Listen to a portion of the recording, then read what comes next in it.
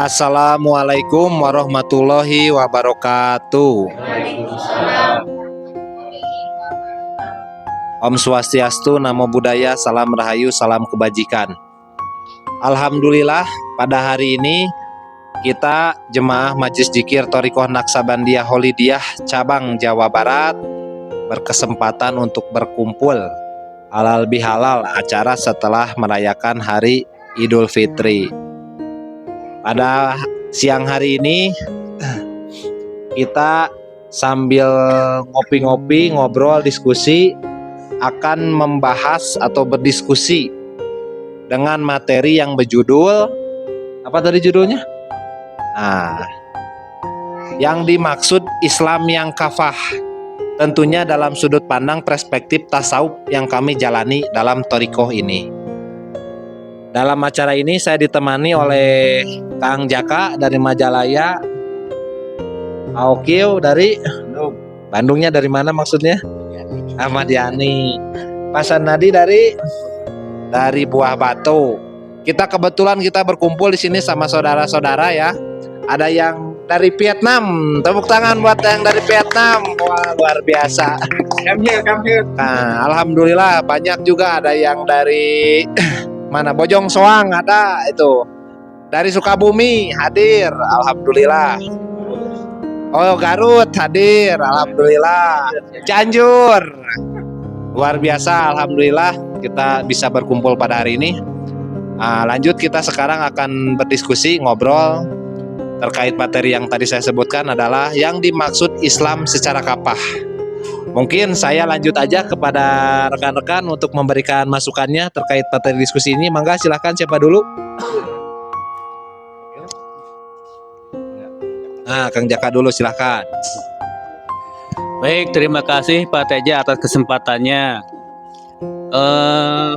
Perkenalkan, nama saya Jaka dari Majalaya.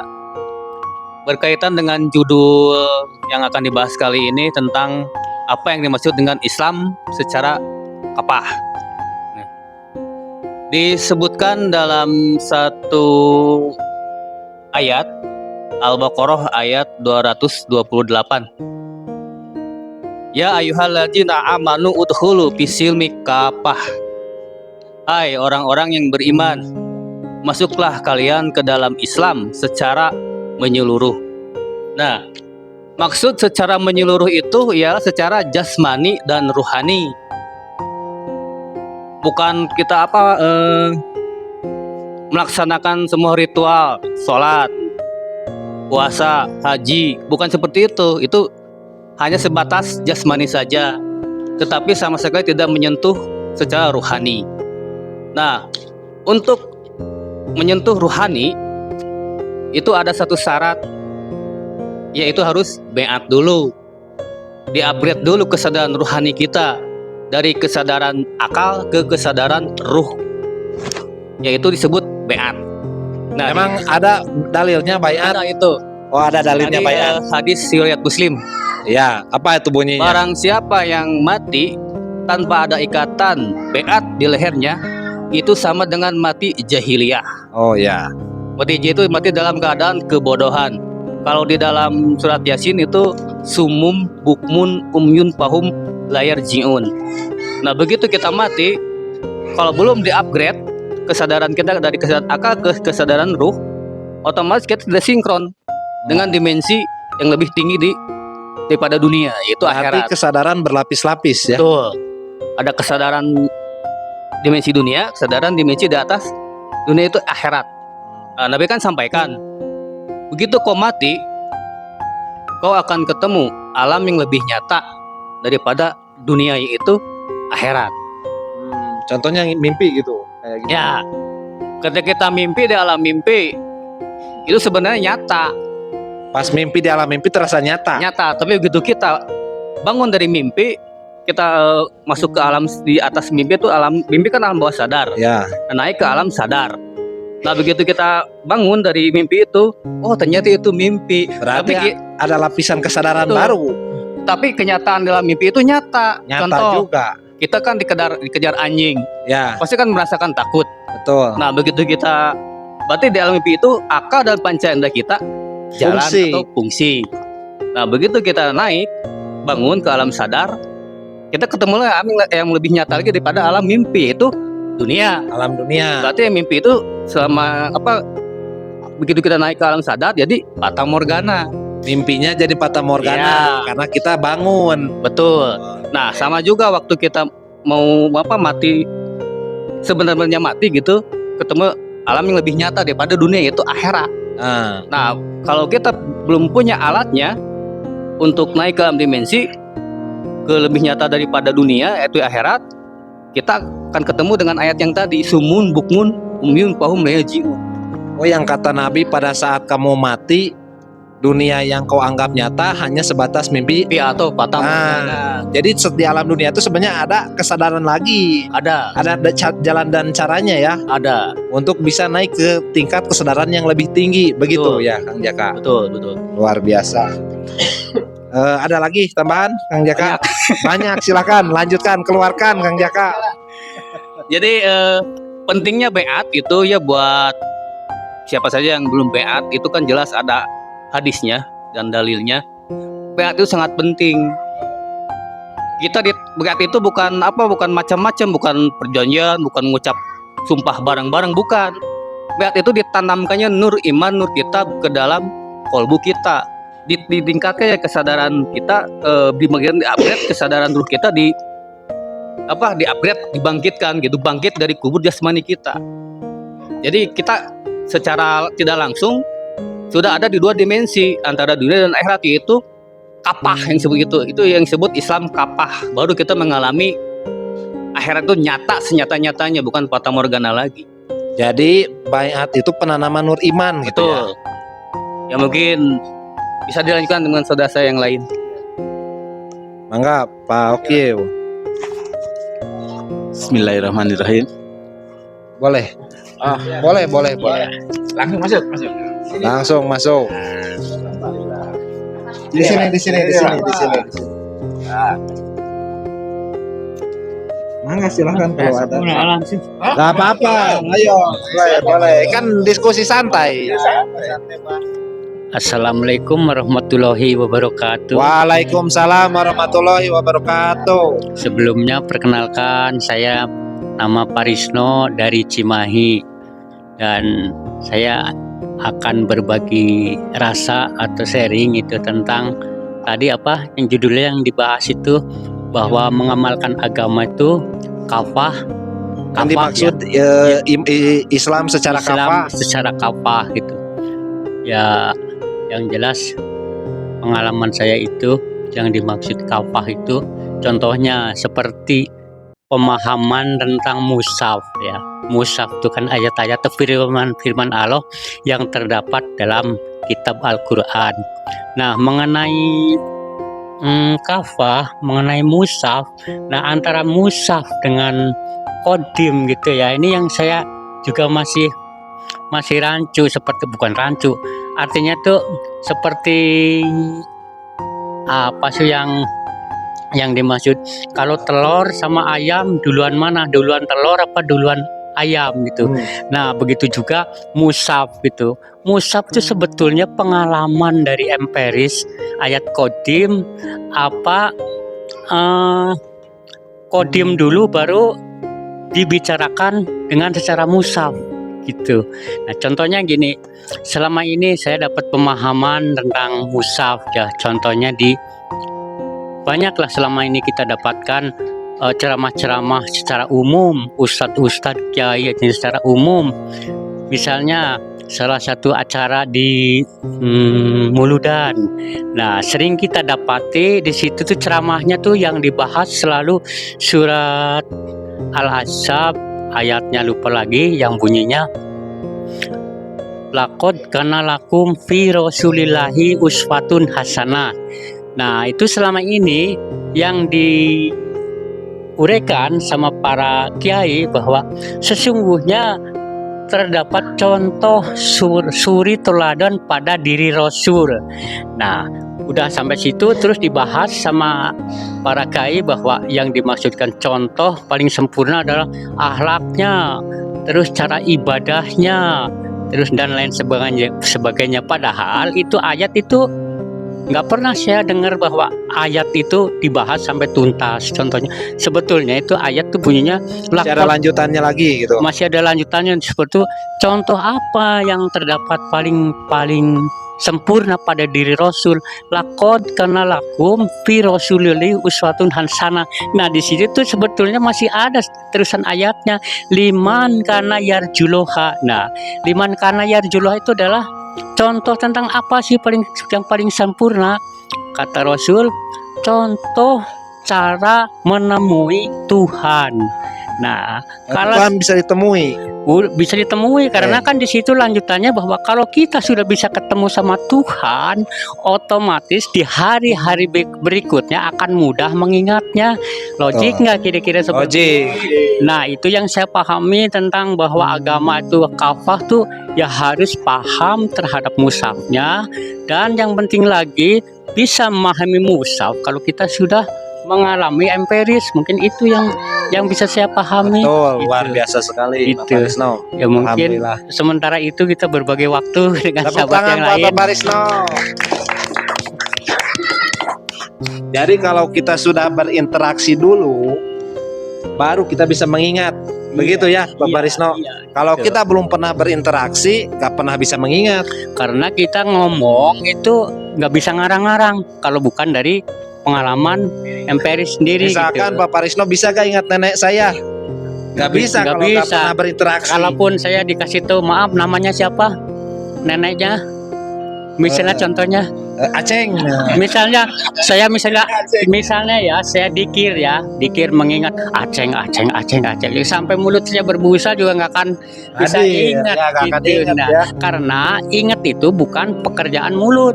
Gitu, karena ingat itu adalah ada syaratnya apa, harus tahu dulu yang diingat. Iya. Mungkin itu gitu. Betul, Gitu. siap. Makasih Pak Parisno.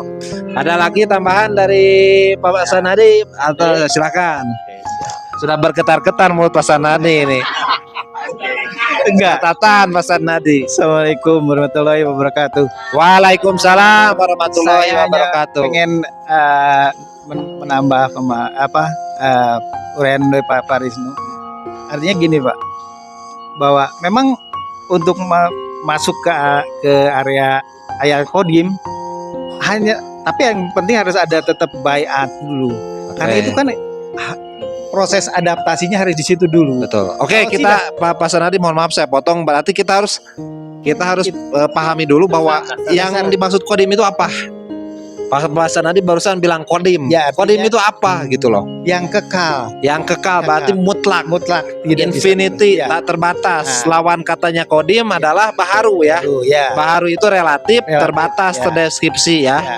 Monggo dilanjut lagi. Ya, artinya untuk memasuki ke area yang kodim itu kan harus ada kata bayat, kan ditanamkan nur iman dan itu pembaca untuk kita sebagai alat untuk memasuki alat, termasuk ayat di dalam Al-Qur'an, ayat mutasabihat. Iya. Itu bisa kita karena kita interaksi dan mengalami sehingga bisalah kita aktif seperti itu Pak. Jadi sebetulnya memang konotasinya memang bayat harus. Memang ada rujukan untuk mengetahui bahwa iman itu harus ditanamkan. Ada rujukannya misalkan ada. dalilnya atau Ayatnya apa saya gitu. nggak hafal. Dalil Ya, tadi tentang sudah diomongin di Pak Jaka. Nah, Bahwa itu fondasi awal yang fondasi harus awalnya ya. Nah, Siap. itu loh. Ini tambahannya Pak Teja, tadi nanyain ayatnya kan. Ayat yang masalah iman itu harus ditanamkan. Itu kan jelas di Asy-Syura 52 itu kan. Asy-Syura 52 ya. Dan sebelum ini engkau tidaklah mengerti apa itu Quran, apa itu iman. Dan dengan itu keduanya kami jadikan nur Nur. iman dan nur kitab. Nah, sebelum apa itu? Sebelum di Beat. Nah, ada lagi kan di Hujurat 14 kalau nggak salah. Ada seorang Arab Baduy menghadap ke Rasulullah. Dia berhadapan-hadapan dengan Rasulullah, satu zaman dengan Rasulullah, bertatapungan dengan Rasulullah. Dia bilang begini, "Ya Rasulullah, aku saksikan olehmu, aku percaya engkau utusan Allah dan Allah Tuhan kita semua."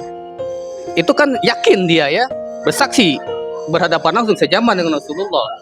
Tapi apa jawab Rasulullah? Belum.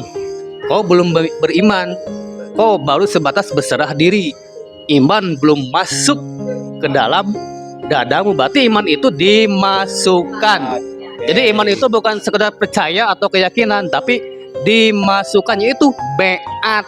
Jadi dalam Jelas itu. kronologis dalam ayat itu bahwa seorang ada Baduy menghadap kepada Rasul Iya, menyatakan dirinya telah beriman. iya beriman. Lalu yakin, Rasul menjawab percaya. bahwa engkau belum beriman Iya, sebab iman belum dimasukkan. iya tertolak itu ilmu Nah, yakin itu tertolak. jadi kamu itu. baru berislam. Berserah diri. Ya berserah. Kalau saya baca di ayatnya kan baru berislam katanya. Baru berislam, baru berserah kan Islam itu berserah ya Betul. artinya. Tapi kamu belum beriman, Loh. gitu kan? Karena iman belum dimasukkan. Ya. Seperti itu, ya luar Ya. biasa. Ini kan ada lagi. Terus kita yang ngakunya umat Nabi ngaku mencintai Nabi, tapi kan kita belum tahu, belum berhadapan langsung dengan Nabi. Itu yang udah berhadapan dengan Nabi, kalau baru ditolak, apalagi kita cuma ngaku-ngaku. Nah, berarti Ya nggak bisa lah. disimpulkan gak mungkin kita cinta sebelum kenal gitu ya. Betul. Cinta itu lahir setelah kita kenal, Ya, gitu ya. kan. Kalau kita baru kenal nama, gak mungkin cinta mungkin ya. Banyak Masih sebenarnya hayalita itu. dalil hadis tentang beat itu wajib. Makanya beat itu wajib. Oke, terima kasih Kang Jaka. Ada gak Pak Okiu tambahan? Silakan. Bismillahirrahmanirrahim. Saya ingin menambahkan sedikit tentang Islam yang kafah ya. Betul. Di sini mungkin saya hanya mengingatkan kembali gitu bahwa kita itu diberi akal, yaitu harus logis dengan nalar yang ilmiah. Karena apa? Al Islamu ilmiun wa amaliyun. Terus gitunya, Pak Ustadz. Oh. Nah, jadi apa itu? Ya Islam itu harus ilmiah, harus sangat ilmiah. Logik ya. Harus logik gitu, jangan yang khayal, karena kebalikan dari ilmiah itu halu. Halo. Agama halu, rarasaan. Agama halu. Rasaan, nah kayak gitu. Jadi setelah kita bernalar ilmiah, terus apa sih yang pertama yang harus dilakukan? Apalagi sih rukun Islam ya syahadat. Syahadat isinya apa? Bersaksi akan Allah dan Rasulnya. Secara nalar ilmiah bersaksi ya bersaksi. Nah, karena dari kalimatnya fil mudore, Nah, present continuous tense ya. kata kerja Kata kerja aktif langsung sekarang, bukan future, bukan past tense, tapi present ya. Setelah itu bagaimana? Baru aja kita ada memulai beragama, nembe kenal. Dalilna naon? Awaludini ma'rifatullah. Awal mula beragama, awal mula mengenal Allah. Kareng ngawitan eta teh nya. Nah, jadinya sholat jadinya siap. Nggak didinya, awe salat. Oke, alhamdulillah luar biasa Pak Okiu. Ada lagi? Nah, Pak bergetar-getar nih Pak Parisno. Saya hanya ingin memperhatikan fakta ya, fakta kenyataan kebanyakan orang beribadah. Contohnya gini, tentang tadi yang kaitannya dengan mengamalkan Islam itu harus kafah. Tapi kenyataannya selama ini yang diamalkan tuh hanya berupa syariat. Syariat itu identiknya kan teori gitu. Kenapa kok teori-teorinya aja yang disampaikan? Karena yang praktek pertama tidak tahu, sulit, dan kalau yang praktek itu nggak laku dijual di pasaran. Contohnya gini, syahadat kita abaikan dulu ya, sholat aja. Sholat itu pada teorinya kan melaksanakan ritual ibadah dengan cara sholat, bacaan, terus gerak, tartil, terutama yang diperhatikan pakaian, terus tempat, terus aksesoris untuk ibadah. Jelas itu bisa diproduksi sama orang-orang yang kapitalis yang bermodal tinggi, itu dikembangkan, itu eksplorasi, diprioritasasi, itu yang mata bisa jadi berkembang itu syariat itu karena bisa diaplikasi dari sholat. Terus yang ketiga zakat, apalagi tapi nanti masih di sholat. Kenapa dia kok nggak sampai mau memahami tentang prakteknya sholat? Intinya sholat kan harus Innalillah inani analoha la ilaha ana wabudni wa akimis sholat talidikri. Firman Allah bahwa katakan Muhammad bahwa aku ini adalah Tuhanmu, maka dirikanlah sholat untuk mengingatku. Nah, jadi sholat itu intinya harus bisa zikrullah, mengingat Allah, itu mengingat sampai kita berkekalan, sampai bisa menyambung. Jadi Nah. dirikan sholat itu untuk mengingat Allah. Untuk mengingat Allah sampai nyambung, sampai Kalau nggak terhubung ingat Allah, ya gas. ya yang jelas ya Sholat gitu. yang jelas ya itu yang dimaksud surat lalai itu. Oh, yang lalai. Itu ancamannya ada di surat Al-Maun. Aro'aitalladzi yukadzibu bidin. Nah, celakalah orang yang sholat. Kenapa celaka? Sholat sih sholat, tapi hatinya lalai. Nah, yang dimaksud lalai itu sholat sih sholat, tapi tidak tahu yang diingatnya. Jadi pas Nah. sholat tuh ingat kunci motor, gitu kan. Kompor belum dimatikan. Itu gitu. udah apal, semua orang-orang syariat pinter lah. Ya. Tapi apa saya tuh, pernah nyeramahin mendengar hal Bapak kayak Risno gitu. dari ajangan di kampung lah, ya di kampung saya gitu, bahwa bilang kalau sholat husu itu gak mungkin. Ibaratnya kalau sampai sholat husu itu pada saat sholat dipotong kupingnya itu gak kerasa.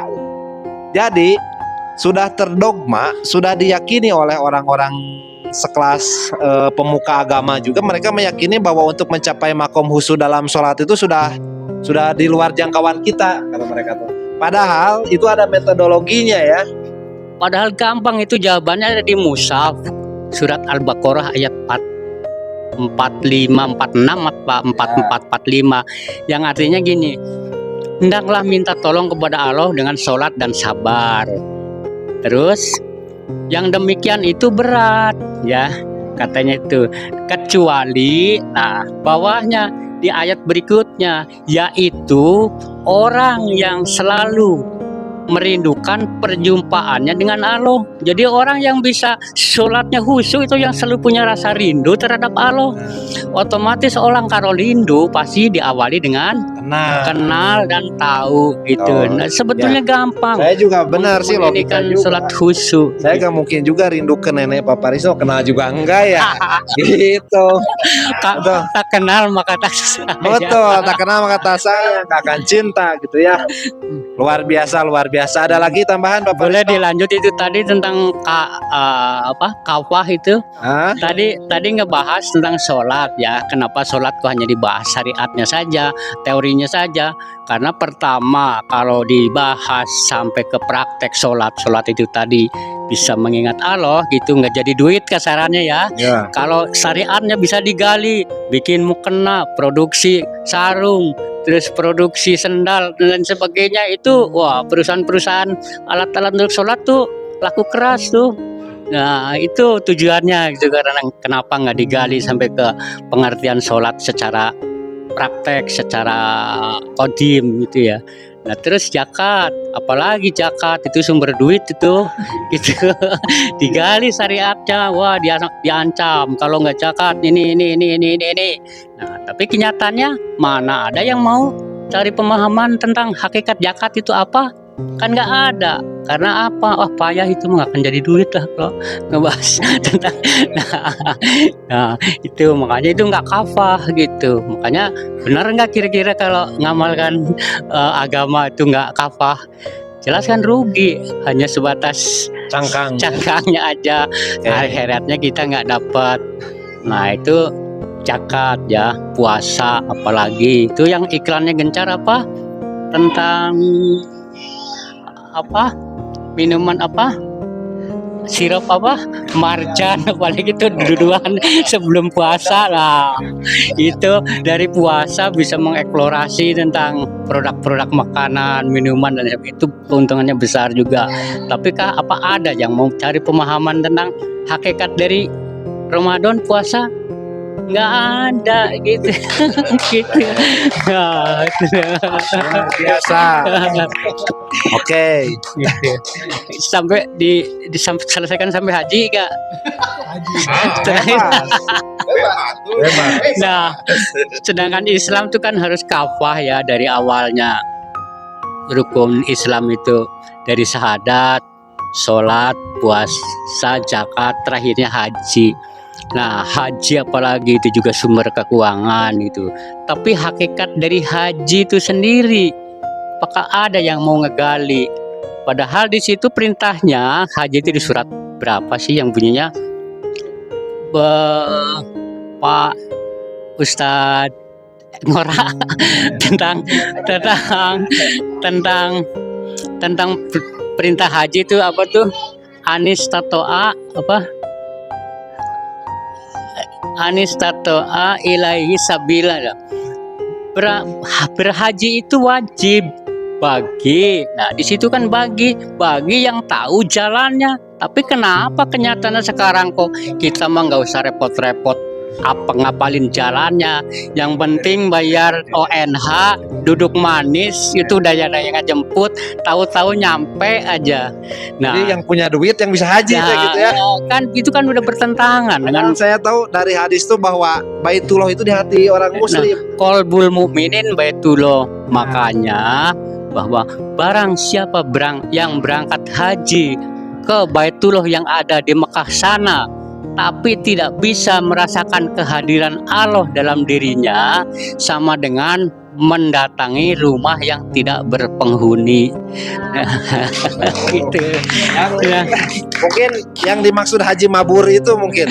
Nah, tentang haji makmur di situ kan ada perintahnya di surat berapa tuh Al-Baqarah, masih kalau nggak salah 148. Setelah engkau bertolak dari Arafah. Nah, Arafah tuh kira-kira yang udah pernah haji gimana sih seperti apa? Jadi Arafah tuh sebenarnya tuh padang pengenalan ya. Setelah kita mengenal Allah di padang pengenalan, terus di situ perintahnya hendaklah engkau mengingat Allah di Masjidil Haram. Nah, tentang Masjidil Haram itu sendiri di mana sih? Pernah dengar nggak? Paling ada juga Masjidil Haram. Masjidil Haram. Nah, di situ engkau harus bisa berzikir ya, di Masjidil Haram harus bisa berzikir seperti yang ditunjukkan waktu di Arafah. Coba bulat ini apa enggak? Buyar nggak pikir kita? Gak logis ya, gak logis. Terus terakhirnya sebelum bisa seperti itu, engkau termasuk masih orang yang tersesat. Wah. Betul. Nah, ini kita ketahui sekarang padahal padang pengenalan kita dengan Allah di mana pernah kita alami. Nah, kalau udah pernah kita alami pasti mudah untuk mengenal di Masjidil Haram. Masjidil Haram itu apa dan di mana? Itu berupa kiasan, metafora. Pasti kita tahu itu berupa pengalaman kodim, nggak bisa diceritakan.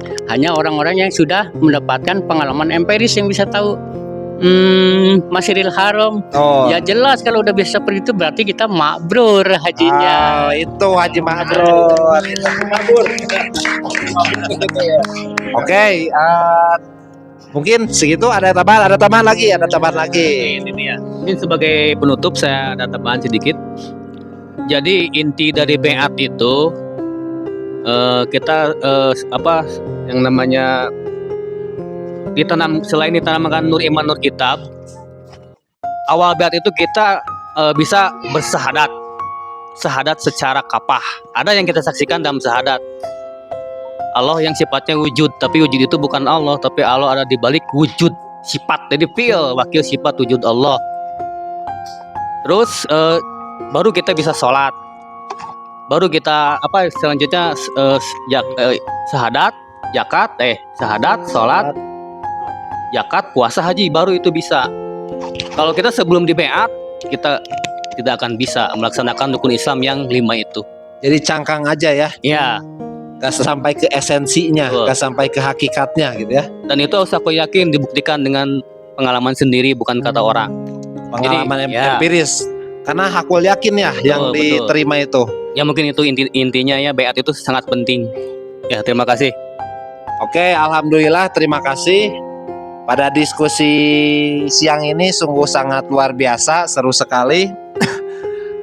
Dengan beberapa masukan, diskusi-diskusi dari teman-teman, yang intinya kita di sini fokus pembahasan kepada esensinya, kepada ilmu hakikatnya, kepada tasawufnya, bukan kepada ilmu syariatnya. Karena dalam hadis itu disebutkan bahwa syariat itu ucapanku, tarekat perilakuku, hakikat keadaanku, makrifat puncak kekayaan. Nah itu berlapis-lapis, ada tingkatannya gitu kan. Nah untuk bagi yang serius beragama, tentunya kita harus mendalami yang lebih dalam lagi. Dan itu ada metodologinya, ada caranya. Syariat kita semua udah tahu, Islam ini bagaimana gitu kan. Syahadat yang syariatnya sudah tahu. Ustadz bilang kalau mau masuk Islam cukup mengucap 2 kalimat syahadat, itu syariatnya. Kalau hakikatnya yang diucapkan itu dilakukan gitu. Bukan aku bersaksi hanya di ucapan, tapi memang ada pekerjaan gitu kan. Nah, bagaimana kita bisa menyaksikan Tuhan yang laisa kamislihi syai'un, yang tak terbatas, yang undefinisi, undeskripsi, unlimited, gak bisa gitu kan. Disitulah kita harus menemukan jalan dan caranya. Makanya dalam Al-Maidah 35, wabtahu ilahil wasilah, carilah jalan wasilah gitu. Kita diwajibkan untuk mencari jalan wasilah gitu. Makanya orang yang beruntunglah yang menemukan jalan wasilah gitu kan. Kita di sini hanya menyampaikan. Maka perkara teman-teman yang lihat video ini tertarik, syukur, enggak juga gak apa-apa. Karena di sini kita sudah menjelaskan, sudah menggugurkan kewajiban. Karena kita sadar bahwa orang yang ditanamkan nur iman dan nur Quran itu adalah orang yang dipilih dan dikehendaki. Gitu. Saya di sini pun bukan untuk berharap orang lain masuk atau tidak masuk, tidak boleh di sini tuh. Di sini kita harus murni niatnya itu hanya untuk menjolok rahmat dan ridhonya. Gak ada paksaan dalam beragama. Kembali lagi kepada orangnya, tidak boleh kita memaksa dalam agama. Gitu. Mungkin itu sekian simpulan dari saya terkait masalah judul Islam yang dimaksud Islam Kapah. Nantikan video kita selanjutnya di channel MDJ TNKN Jabar. Sekian, wassalamualaikum warahmatullahi wabarakatuh.